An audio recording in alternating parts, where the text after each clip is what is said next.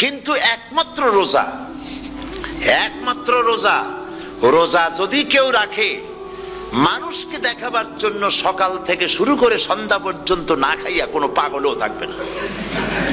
বলেন আপনারা ঠিক কিনা?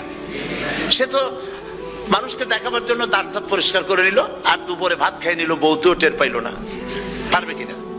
পারবে। টয়লেটে গিয়ে খাই নিল ভালো করে, কোন একটা আড়াল জায়গা নিয়ে খেয়ে গেল, বাচ্চাও দেখলো না, বউতেও দেখলো না, খেয়ে নিল।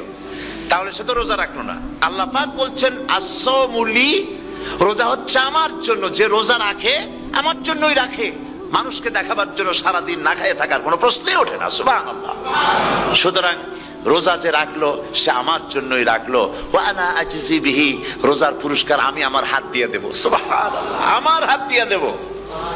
ম্যানেজার যদি বলে এই কাজগুলি করলে পরে বেতন, নির্ধারিত বেতন পাবা, আর এইটা যদি করো তাহলে বেতনটা আমি দেবো আমার হাত দিয়া, তাহলে এমপ্লয় যারা তারা বুঝতেই পারবে যে মালিক যখন নিজেই দেবে তাহলে ম্যানেজারের মতো দেবে না, মালিক মালিকের মতোই বড় করে দেবে।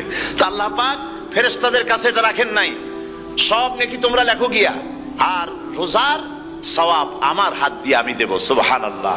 এরপরে আল্লাহ পাক বলছেন, অন্য রিওয়ায়াতে এসেছে রোজা আমার জন্য, আর রোজাদারের পুরস্কার আর কিচ্ছু না, রোজাদারের পুরস্কার আমি আল্লাহ নিজেই পুরস্কার হয়ে যাব। সুবহানাল্লাহ।